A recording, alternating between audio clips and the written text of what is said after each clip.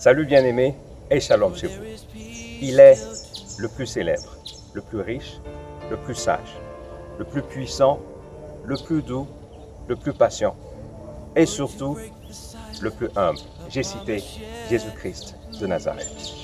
Il est la raison pour laquelle nous faisons ce programme. Et tout sur la terre et dans les cieux lui appartient. La Bible dit à juste titre que l'agneau qui a été immolé est digne de recevoir puissance, richesse, sagesse, force, honneur, gloire et louange.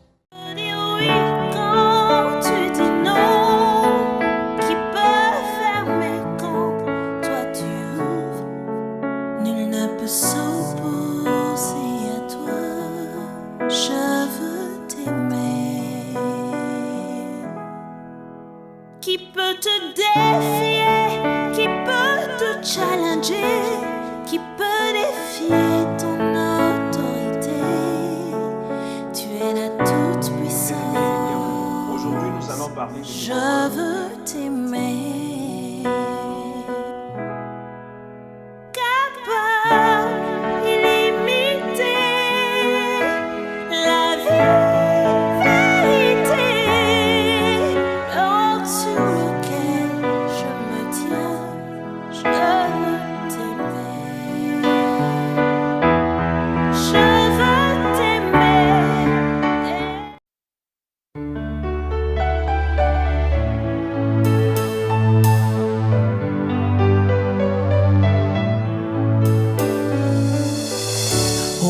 Received Jesus in my life. He gave me the right to become child of the living God for real. Nous commençons par le continent américain, précisément dans la mer des Caraïbes. Guadeloupe, Martinique. Nous n'allons pas visiter ces belles îles pour des raisons touristiques, mais nous allons y voir ce que Jésus-Christ a fait. C'est l'histoire de Dominique Zorobabel, ex-chanteuse de Zouk Machine, dans la vie de qui Jésus a fait quelque chose. Suivez. La musique dans les mots. Ça y est, Missier Bobo. Un monde est bibiré qu'on m'adonne. Même si on fait anti-solo, sauf que c'est toujours vous qu'à contrôle. De la foi, suivre ton chemin.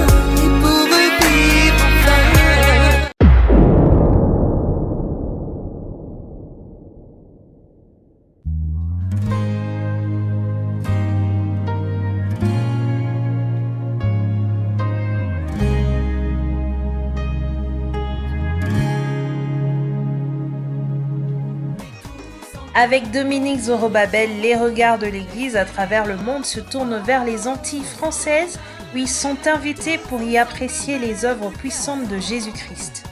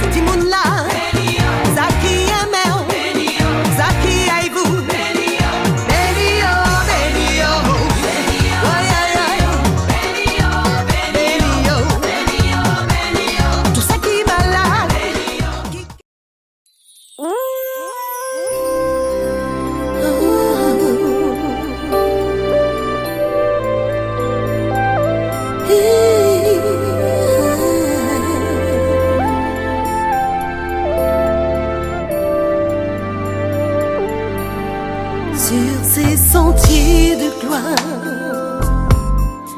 où j'ai marché, il y a tant de désespoir, de souffrance cachée, d'horizons de bonheur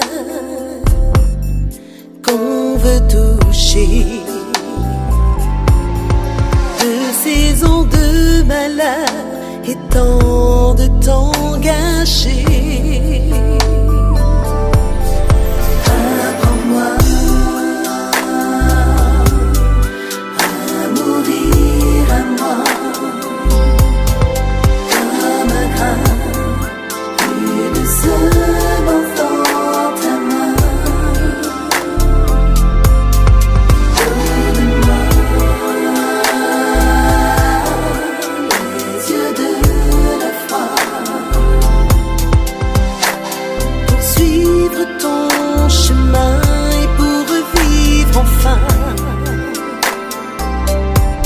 Dominique Zorobabel est né dans la métropole française à Paris un certain 3 décembre.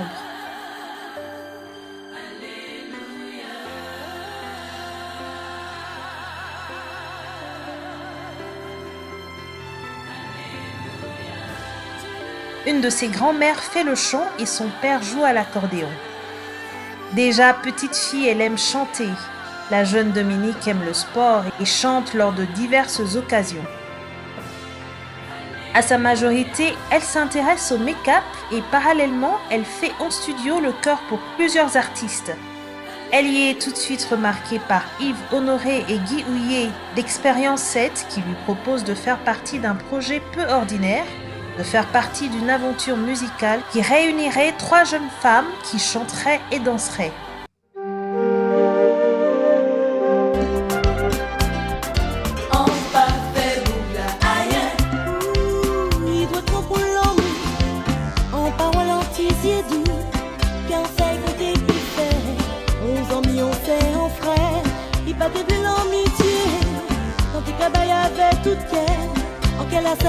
Aussitôt formé, le trio mythique féminin Zouk Machine connaît très vite le succès en Guadeloupe dès son premier album en 1986 avec le titre Sauver l'amour.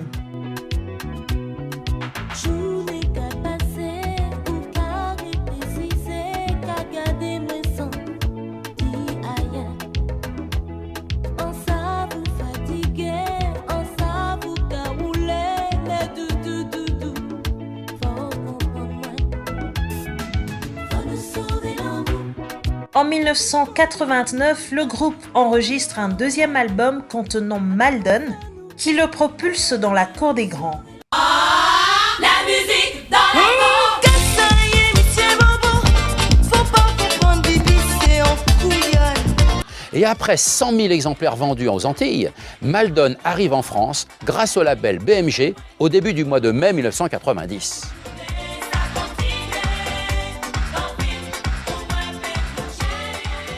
Très rapidement, le remix de Maldon devient un grand succès. Il se classe numéro 1 au top 50 pendant 9 semaines. Avec 1 million de singles vendus, Maldon devient le titre Zouk le plus vendu de tous les temps.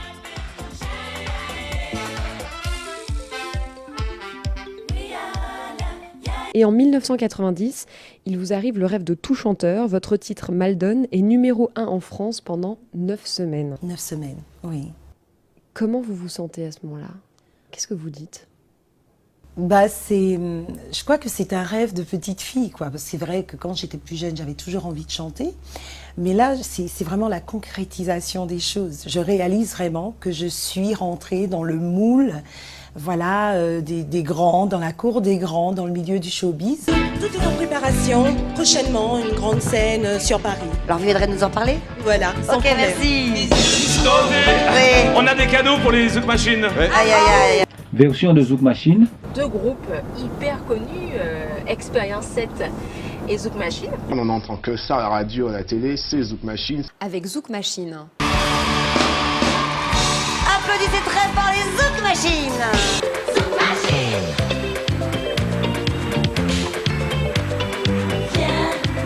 Elles se produisent à Bercy, au Zénith de Paris, ainsi que sur les plateaux des émissions de télévision françaises.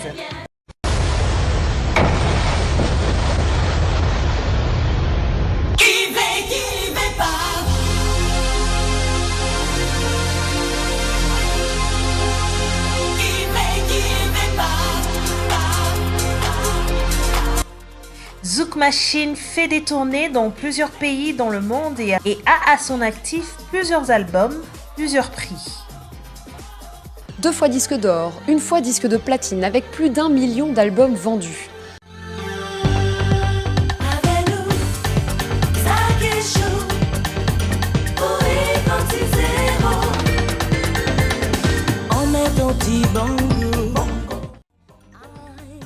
Malgré une carrière haute en couleurs et pleine de symboles, nous retrouvons quelques années plus tard Dominique Zorobabel ne chantant plus que Jésus-Christ.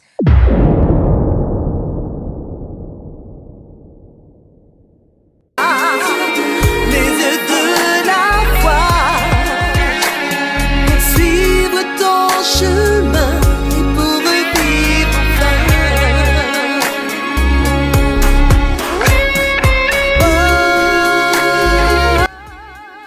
changement est indéniable. Les hommes postent sur les réseaux sociaux ce dont ils sont fiers, ce qu'ils voudraient que les gens sachent. Les pages Facebook de Dominique Zorobabel ne reprennent pas les moments de gloire connus par la majorité de ses fans. Sa chaîne YouTube ne parle plus que de sa vie en Jésus-Christ sans détour ni honte.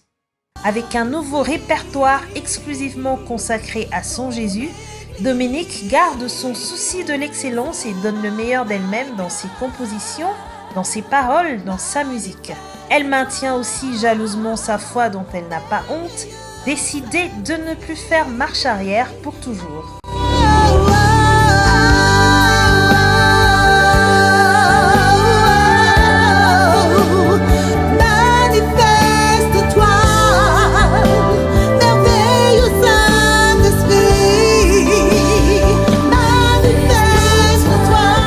C'est une personne régénérée que l'on redécouvre dans la presse écrite, sur les chaînes de télévision et de radio, dans la musique, dans la communauté.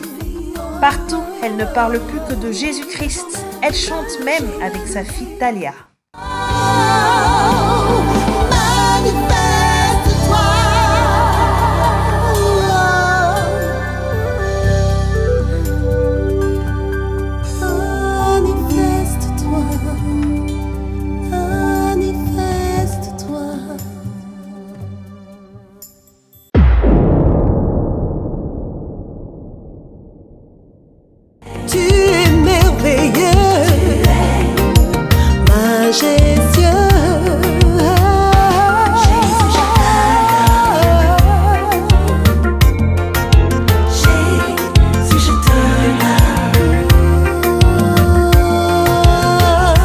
Petit coucou famille de Johannesburg, francophone, anglophone, un petit coucou de la Guadeloupe, j'espère qu'il vous trouvera en pleine forme. C'est votre sœur Dominique Zorobabel, j'espère que vous allez bien. Moi en tout cas je suis en pleine forme parce que le meilleur est en moi, c'est notre Seigneur Jésus-Christ. Et je vous encourage aujourd'hui vraiment à tenir sa forte main, votre faible main dans sa forte main et que réellement vous puissiez vivre pleinement votre foi et que vraiment le Seigneur vous fasse du bien.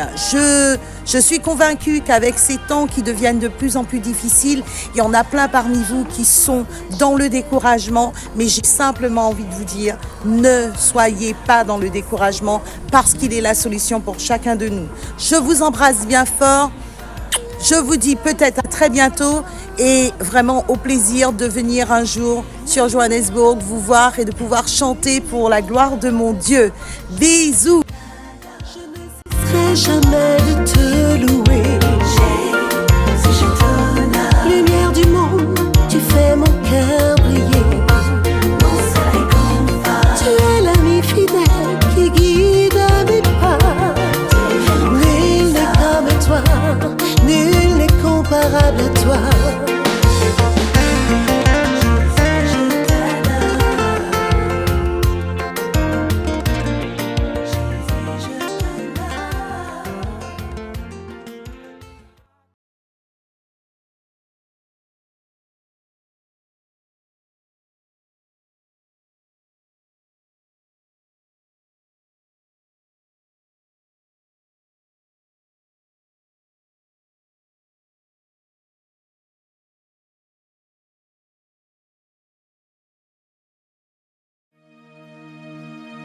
Du stress, des regrets, des blessures, des questions sans réponse. Pourquoi affronter cela tout seul quand tu as un Créateur, un Sauveur, un Seigneur? Jésus-Christ est son nom. Jésus revient bientôt. Vis-tu prêt? Es-tu prêt maintenant?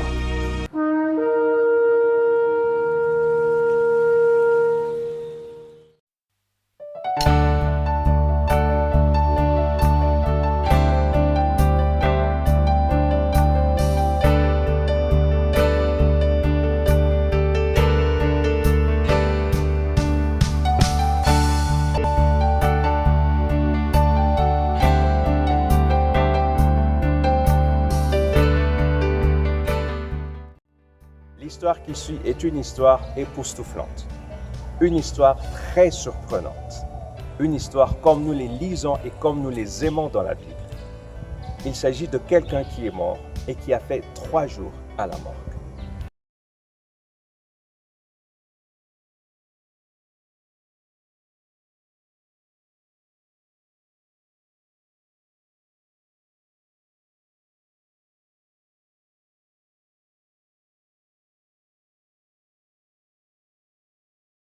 Ce témoignage a été repris par des hommes respectés comme le feu Renard Bonquet. Voici ce qu'il en est.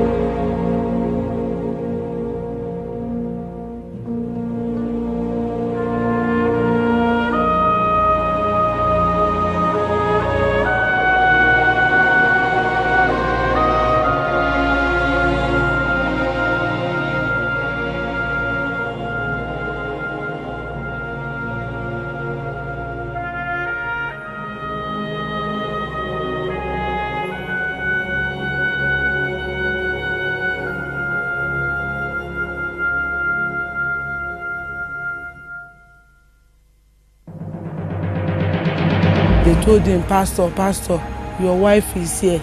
Your wife is here. So he opened his eyes and called me.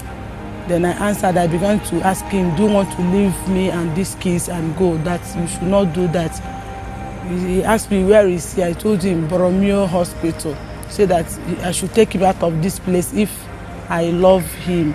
Or if I don't want him to die here, I should take him to his doctor at Owerri.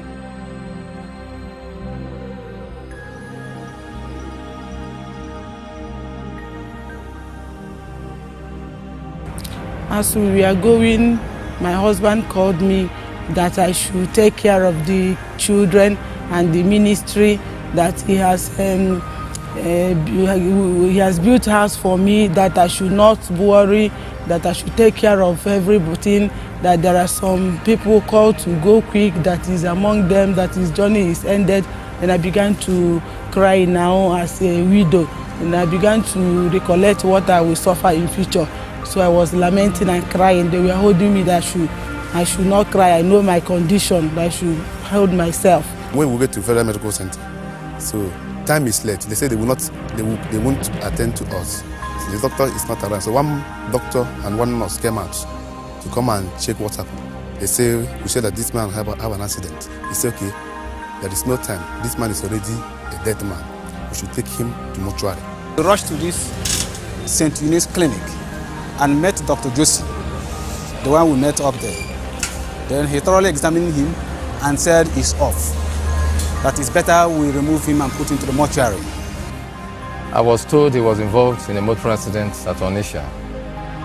When I examined him, I looked at the chest. There were no respiratory movements. I listened with the stethoscope. There were no breath sounds. I tried to look at the heart, the cardiovascular system. There were no heart sounds, and the patient had no pulse. I looked at the eyes. The pupils were fixed and dilated. I just made an impression right away that the patient was dead and he should be removed to the mortuary. I don't know what to do again. My heart ran out of me. I was shouting. Then hence their village is close to Owerri. I told them, let us run straight to their home and inform his father that his parents is at home. We proceeded to their hometown. Then when we reached there, his father came and joined us. Then in the night, midnight of that Friday, the wife came here with the dead body. After seeing it, in order to avoid crowd of people, I took him with the wife to the mortuary.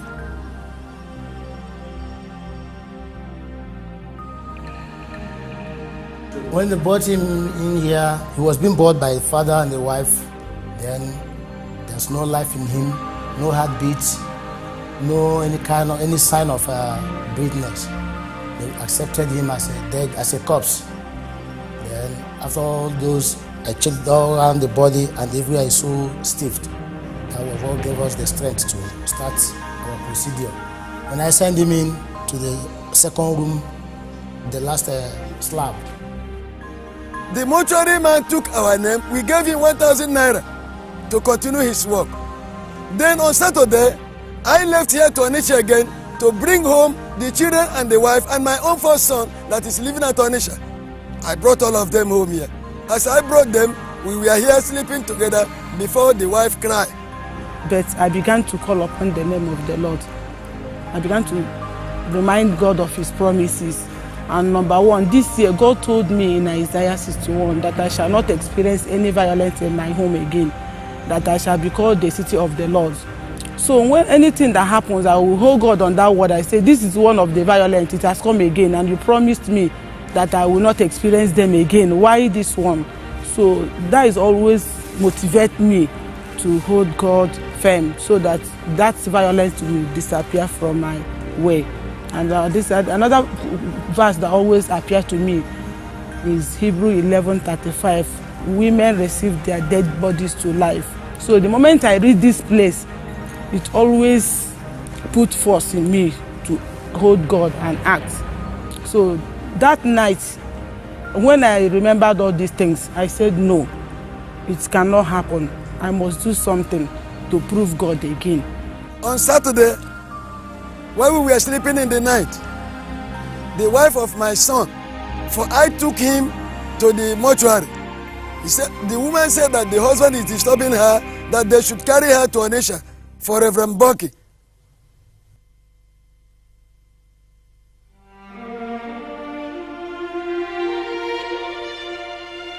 After some time, my father-in-law considered, then both of us, he went to them and planned with them. Before I could come, they have already put my husband inside the casket, and I was with my first son, Victor. So when we reached there, I hid the child somewhere so that he will not see the father, because as he questioning me, where is my... So the moment they put him inside the ambulance, they pushed me. I ran inside the car, with the front side, with my son and with his brother. So we started coming down to this place. When we reached at the GRA, I saw somebody, I asked them, do you know if Bonke has come? Bonke was here on the 2nd day of December 2001 to commission the Kingdom Life World Evangelism, which is the evangelistic arm of this great ministry. We put out the advert. We even invited people to come that is going to pray for the sick, and he's going to pray for the Onitsha people. Then we're on the platform around 1 p.m. Bonke was preaching. Suddenly somebody came to me and they told me that they brought a man with an ambulance, a coffin. Both of us were sitting together at the same place inside the church. Before an usher quickly ran in and told us there's an emergency. They are trying to bring in a corpse into the church. And we have to run down from the 4th floor down to this place. And coming down here, we met an ambulance car. And I told them, first of all, go and bring the man's wife. I would like to talk with her first. And they now brought her over, and we were just down there at the shade. I was asking her what actually happened. I felt that the anointing will be so high here, that the anointing will resurrect my husband. That was what I felt before coming down here. Both of us, we consulted together. I told him that it would be a very big embarrassment bringing a corpse inside the church. And what do we do that wherever we are, that God is, that if God wants to perform a miracle for the man, the place where the man is does not really matter. Then the security men, because we have security men from the state government and the federal government, the SS people, the mobile police unit, they were there. They ordered the ambulance to stop and demanded that they will open the casket to make sure that they didn't bring in bomb, telling people that it's a dead person. When they looked at him, it was a coffin, it was a dead person. They ordered them to close the casket. Then that was the time our local security men told them to move away with the coffin. Then the wife started crying and said, I believe that he's going to come back to life. I believe. When she started crying, and they were arguing. Some people said, bring him down. Some people said, no. Then some of my people will bring it down. Other people will push it back. Some people, and they were dragging until my son went there and told them to carry him to the basement and to get him out of the coffin.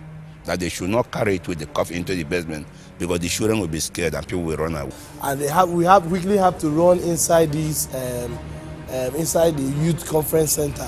We are looking for a place to lay him, and they brought in these 2 tables, and his head was here while his legs were here.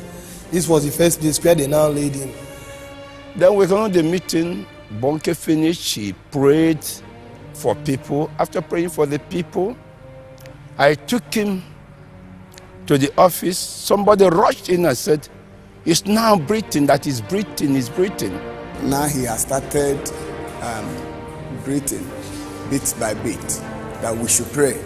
So I and my pastor friend, Pastor Luke Ibekwe, we started praying.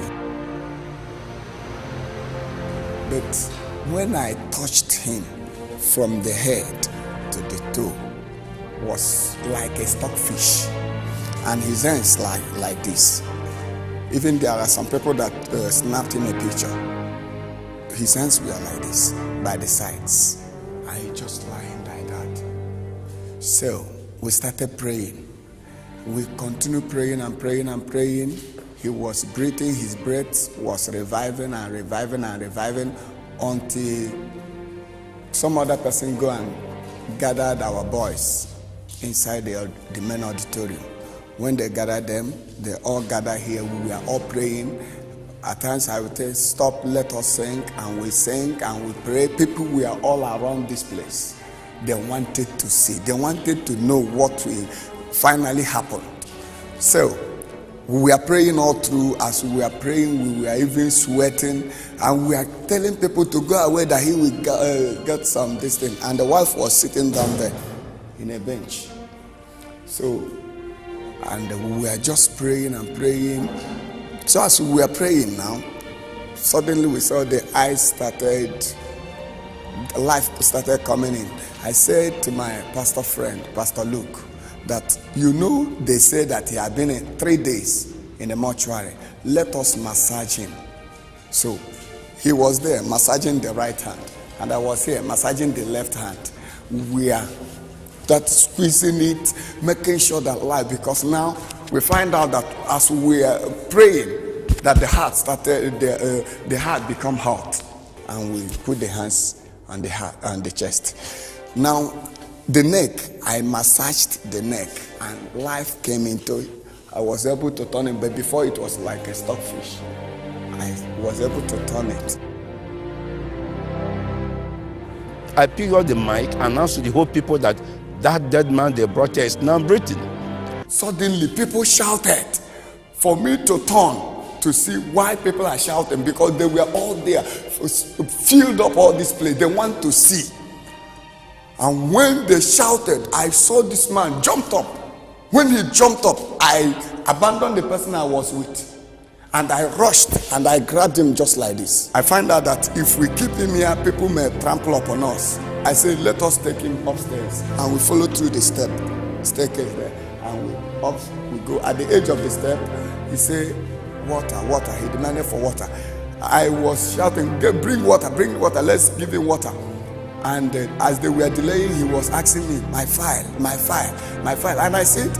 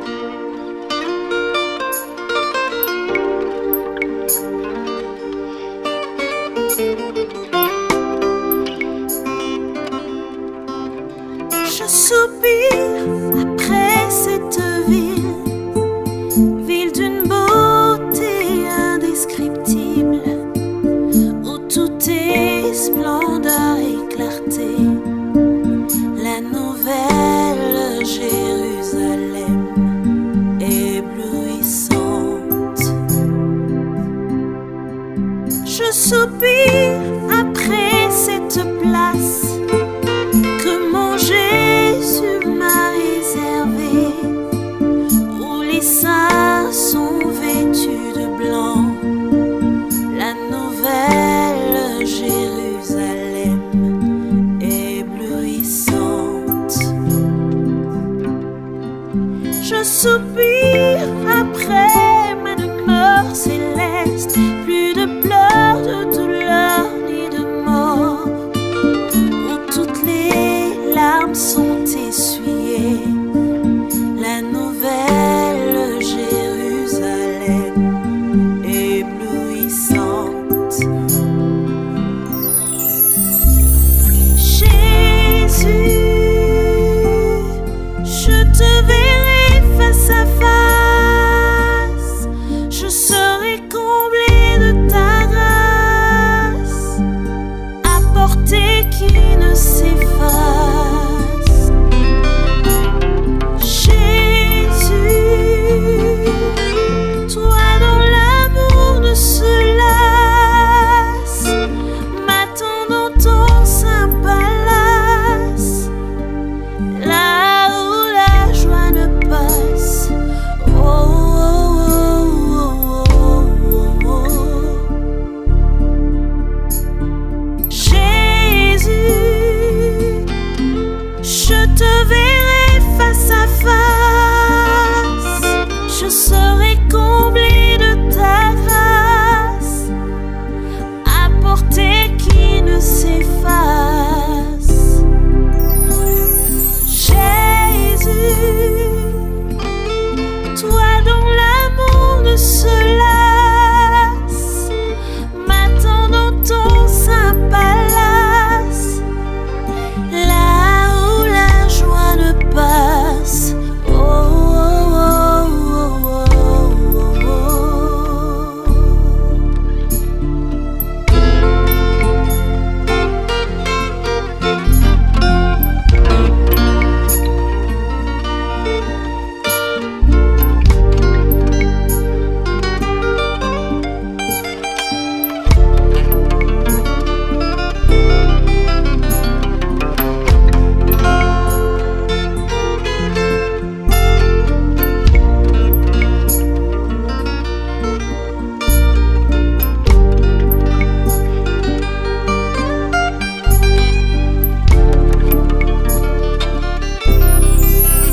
Mon Jésus, moi je te verrai face à face, je serai comblé de ta grâce, à portée qui ne s'efface. Jésus, toi dont l'amour ne se lasse, m'attends dans ton saint palace, là où la joie ne passe. Oh, oh, oh, oh, oh,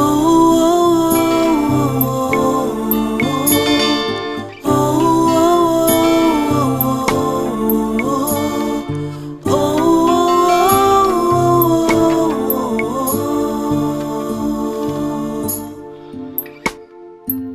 Je soupire après le ciel, cet endroit où l'amour est vécu, où tristesse et stress ne sont plus. Je m'y rendrai au moment prévu. C'est éblouissant.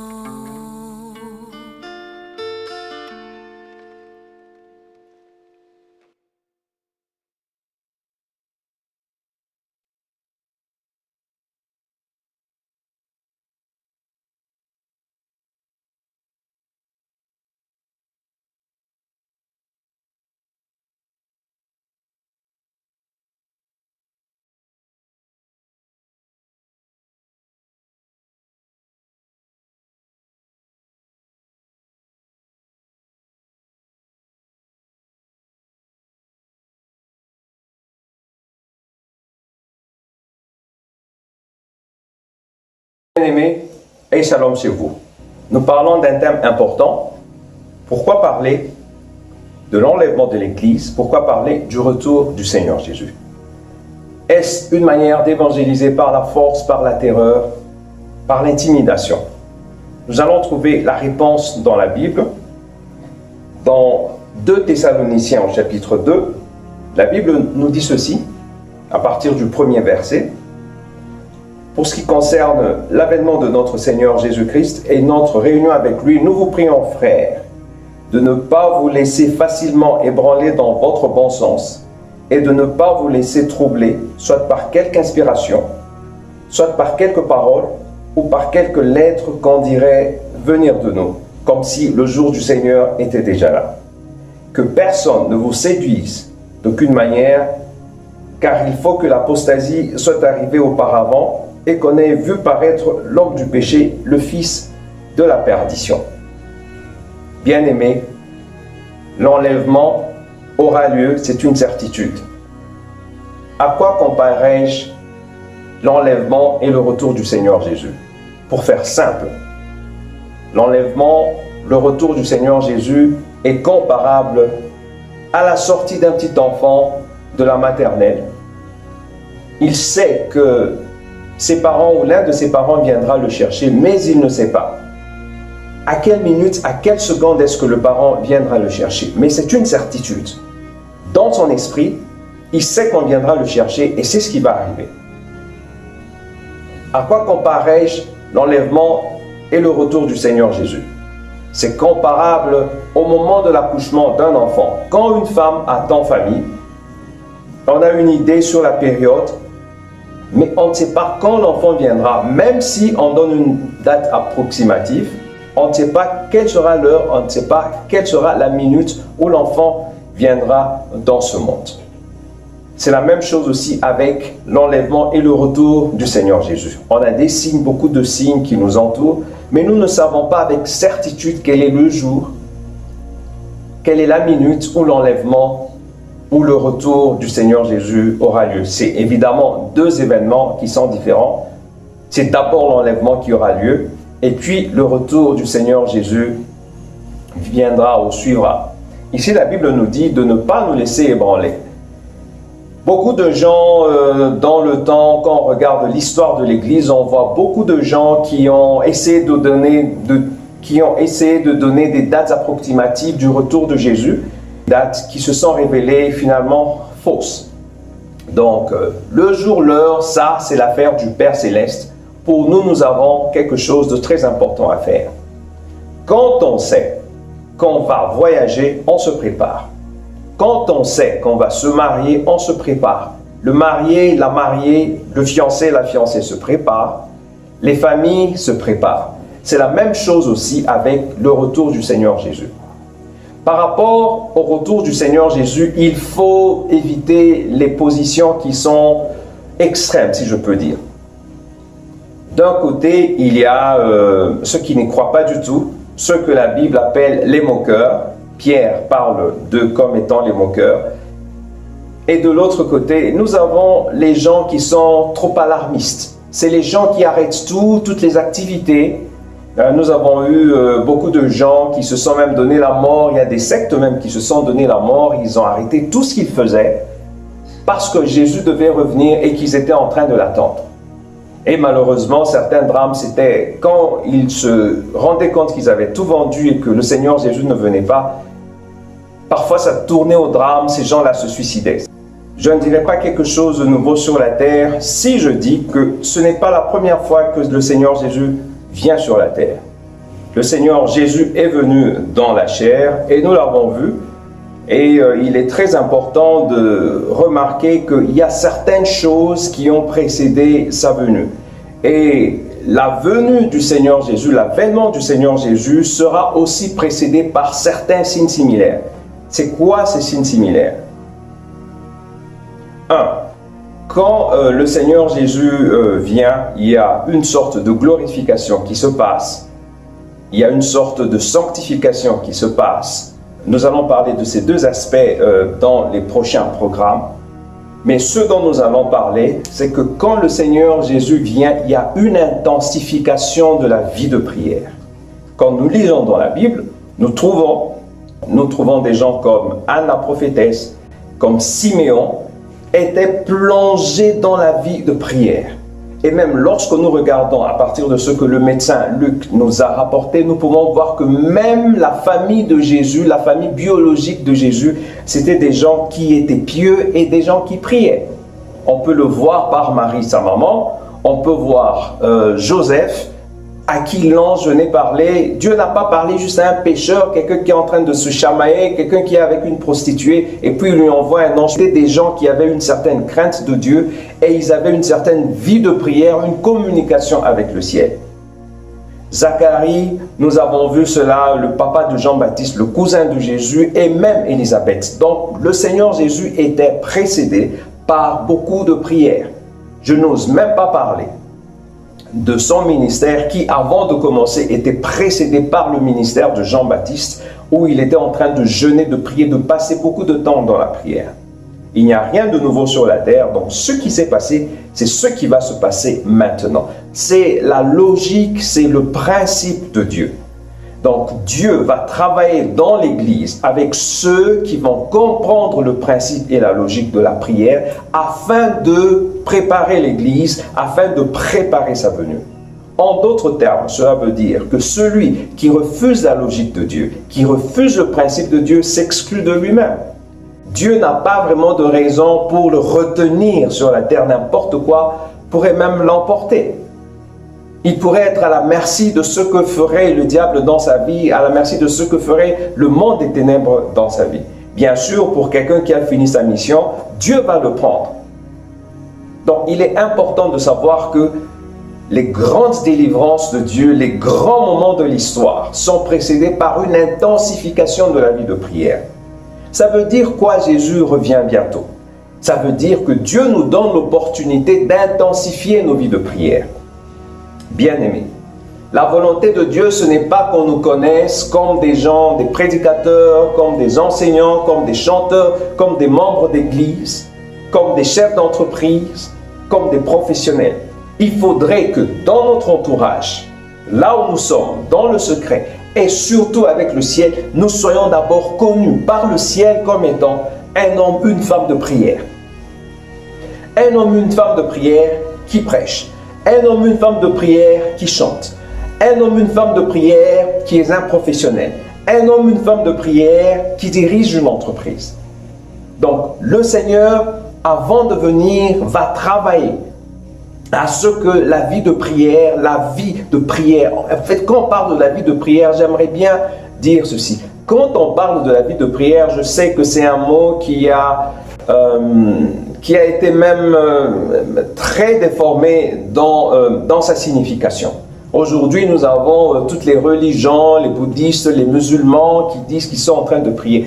Quand je parle de la prière d'une manière biblique, je parle de la prière que Dieu entend et que Dieu exauce. C'est ça la prière biblique. Ce n'est pas juste aller quelque part, prononcer des paroles par formalité ou parce que c'est ce à quoi on est habitué. Non, non, non.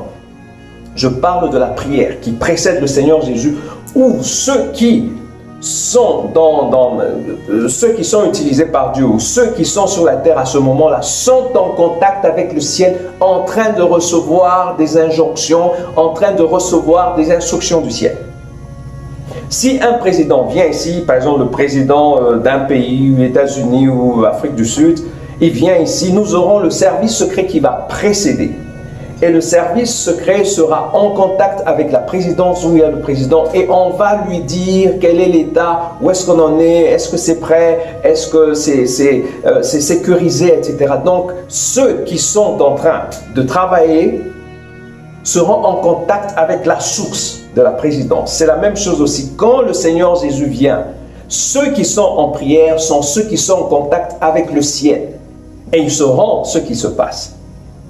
Bien-aimés, si la plus grande prière n'est que celle qui est déclarée ou décrétée par ton église et que dans l'année tu n'as pas de plus grande prière ou tu n'as pas d'heure de prière plus que ce qui est donné à l'église, c'est que tu es un kwashiorkore dans la prière. quand on parle de Jésus qui revient, ça veut dire que Dieu me donne l'opportunité de rectifier nos tirs. Cela voudrait dire que Dieu voudrait que nous ayons une vie intense de prière. Certes, on peut prier à l'église, certes, on peut prier avec les frères et les sœurs, ça c'est juste des bonus. Mais nous avons besoin d'intensifier la vie de prière, d'abord personnelle, même si ça se passait en groupe, comme avec l'église primitive avant que l'église ne commence. Et ils avaient une grande vie de prière, une grande vie de prière. C'est ça le modèle de Dieu. Bien-aimés, n'ayons pas pour modèle les gens qui réussissent juste sans Dieu. Ces gens-là ne sont que des indicateurs. Certes, on peut apprendre 2, 3 choses de leur vie, mais nous ne pouvons pas les imiter à la lettre. Parce que par rapport à l'éternité, ils sont morts. Et quand ils meurent, ils sont en grand trouble parce qu'ils vont dans le séjour des morts. Ils n'ont pas réussi la vie. Tu ne peux pas réussir la vie si tu n'as pas d'abord réussi dans ta relation avec Dieu. Bien-aimé, la prière n'est pas une corvée, la prière n'est pas une punition, mais la prière nous amène une portion de l'éternité. La prière faite en Jésus, que Dieu entend et que Dieu exauce, c'est une prière qui prend une portion de l'éternité et qui amène ça dans le temps. Donc c'est une bénédiction d'être en prière, d'intensifier la vie de prière.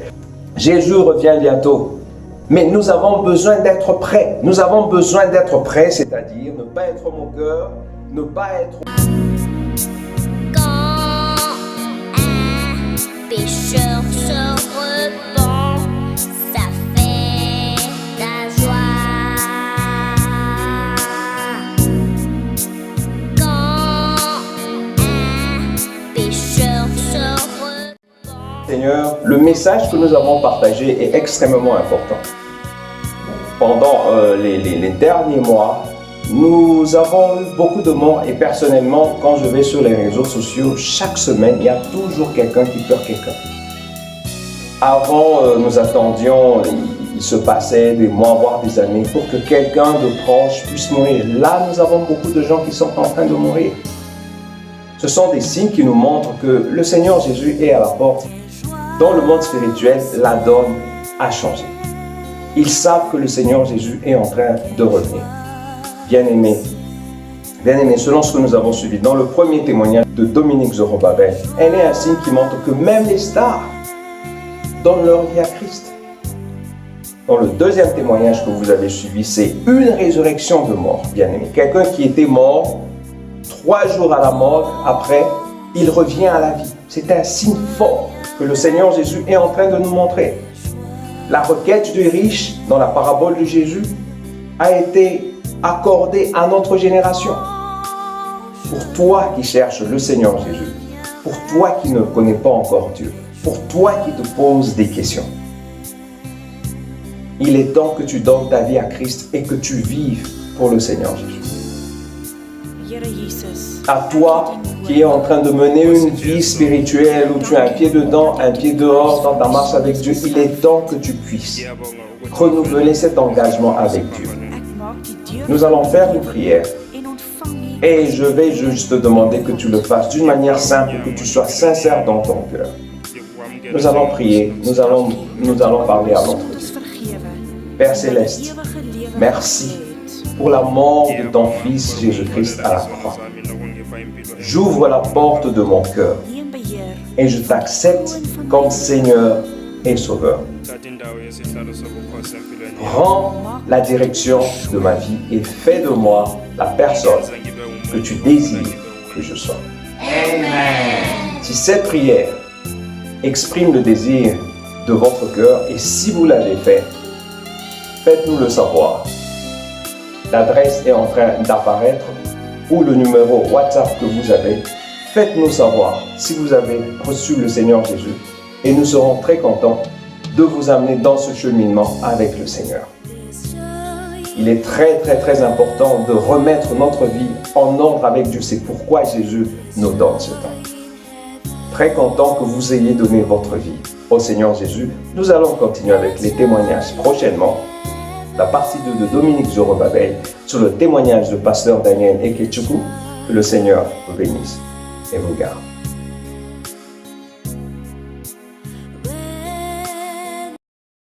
le Seigneur vous bénisse et vous garde. N'oubliez pas, Jésus revient bientôt et c'est très sérieux. À très vite.